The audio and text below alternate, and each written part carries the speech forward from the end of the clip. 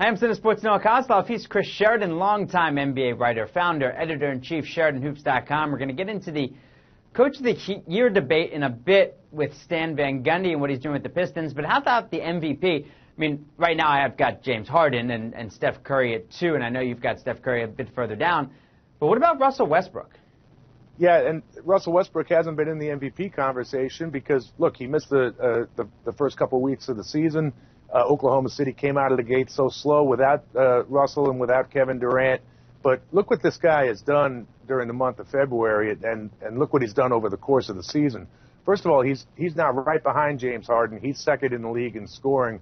Oklahoma City is not chasing a playoff spot anymore, Noah. They are in the 8th spot.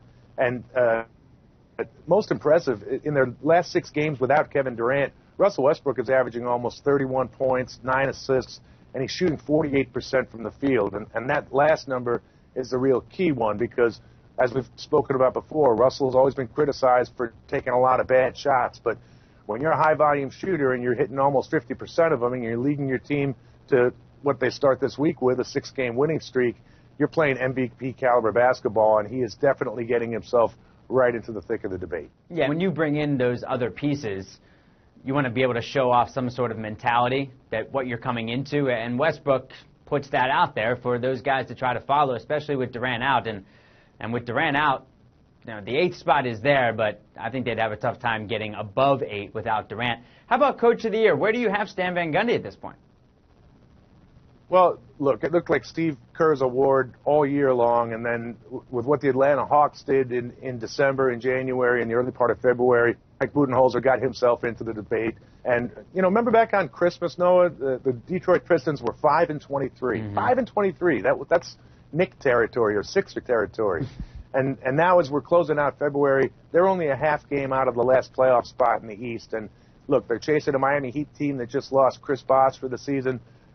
Ahead of them is the Brooklyn Nets.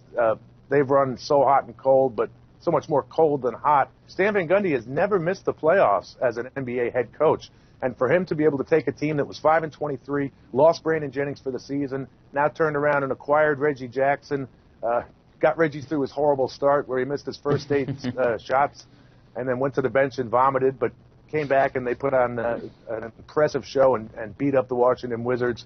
Stan Van Gundy is going to be in that debate, especially if Golden State or Atlanta hits any kind of sustained bad stretch where they fall from the dominant positions they've held at the top of each of their respective conferences. Yeah, I think it all depends on where they end up at the end of the season. I think the Pistons make the playoffs. I think on kind of that same respect, you could make an argument for Frank Vogel also, but I think this is, from the beginning of the season through now, it's Mike Budenholzer's award to lose. He's Chris Sheridan, SheridanHoops.com. Great talking to you. Thank you, Chris.